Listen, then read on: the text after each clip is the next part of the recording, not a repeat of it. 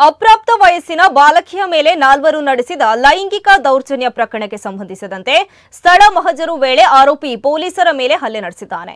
ತಪ್ಪಿಸಲು ಯತ್ನಿಸಿದ ಪ್ರಮುಖ ಆರೋಪಿ ಡ್ಯಾನಿಶ್ಗೆ ಪೊಲೀಸರು ಲಾಠಿ ರುಚಿ ತೋರಿಸಿದ ವಶಕ್ಕೆ ಪಡೆದುಕೊಂಡಿದ್ದಾರೆ. ಈ ಪ್ರಕರಣದಲ್ಲಿ ಅಬೀದಾ ಎಂಬಾಕೆಯು ತನ್ನ ಸಂಬಂಧಿಯ ಜೊತೆಗಿದ್ದ ವೈಯಕ್ತಿಕ ಸೇಡನ್ನು ತೀರಿಸಿಕೊಳ್ಳಲು ತನ್ನ ಆಪ್ತ ಮೊಹಮ್ಮದ್ ಡ್ಯಾನಿಶ್ನ ಮೂಲಕ ಈ ಕೃತ್ಯಕ್ಕೆ ಮುಂದಾಗಿದ್ಲು. ತನ್ನ ಸಂಬಂಧಿಯ 8 ವರ್ಷದ ಬಾಲಕಿಯನ್ನ ಕಾರಿನಲ್ಲಿ ಕರೆದುಕೊಂಡು ಹೋಗಿ ಆರೋಪಿಗಳಾದ ಮೊಹಮ್ಮದ್ ಡ್ಯಾನಿಶ್, ಶಮಿ, ಮೌಸೀನ್ ಮೂಲಕ ಲೈಂಗಿಕ ದೌರ್ಜನ್ಯ ಮಾಡಿಸಿದ್ಲು. ಈ ಪ್ರಕರಣದಲ್ಲಿ ಮೂವರಿಗೆ ನ್ಯಾಯಾಂಗ ಬಂಧನ ವಿಧಿಸಿದ್ದು, ಪ್ರಮುಖ ಆರೋಪಿ ಡ್ಯಾನಿಶ್ನನ್ನ ಪೊಲೀಸ್ ಕಸ್ಟಡಿಗೆ ತೆಗೆದುಕೊಳ್ಳಲಾಗಿತ್ತು ಎಂದು ಜಿಲ್ಲಾ ಪೊಲೀಸ್ ವರಿಷ್ಠಾಧಿಕಾರಿ ಹರಿರಾಮ್ ಶಂಕರ್ ತಿಳಿಸಿದ್ದಾರೆ. ಹಲ್ಲೆಗೊಳಗಾದ ಪೊಲೀಸ್ ಸಿಬ್ಬಂದಿ ಅಚ್ಚರಕಾಡು ಜಿಲ್ಲಾಸ್ಪತ್ರೆಯಲ್ಲಿ ಚಿಕಿತ್ಸೆ ಪಡೆಯುತ್ತಿದ್ದಾರೆ. 8ನೇ ತಾರೀಕಿಗೆ ಮಲ್ಪೆ ಪೊಲೀಸ್ ಠಾಣಾ ವ್ಯಾಪ್ತಿಯಲ್ಲಿ ಒಂದು ಪಾಕ್ಸೋ ಪ್ರಕರಣ ದಾಖಲಾಗ್ತದೆ.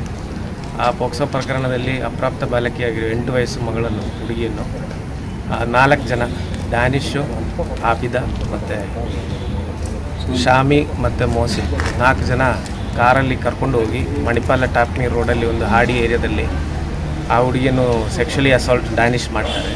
ಈ ಕೆಲಸಕ್ಕೆ ಆಬಿದಾ ಸಹ ಹೆಲ್ಪ್ ಮಾಡ್ತಾರೆ. ಆ ಮಗುವನ್ನು ಹ್ಯಾಂಡಲ್ ಮಾಡಲಿಕ್ಕೆ ಆಬಿದಾ ಸಹ ಹೆಲ್ಪ್ ಮಾಡ್ತಾರೆ. ಈ ಪ್ರಕರಣದಲ್ಲಿ 11ನೇ ತಾರೀಕಿಗೆ ಫಸ್ಟ್ ಹಾಸ್ಪಿಟಲೈಸ್ ಆಗಿ ಆಮೇಲೆ ಮಾಹಿತಿ ಬಂದ ಮೇಲೆ 11ನೇ ತಾರೀಕಿಗೆ FIR ದಾಖಲಾಗ್ತದೆ. FIR ದಾಖಲಾಗಿ ಅದೇ ದಿನ ನಾವು ಆರೋಪಿಗಳನ್ನು ವಶಕ್ಕೆ ತಗೊಂಡು ನಾವು ಪೊಲೀಸ್ ಕಸ್ಟಡಿಯಲ್ಲಿ ತೊಗೊಂಡಿದ್ವಿ.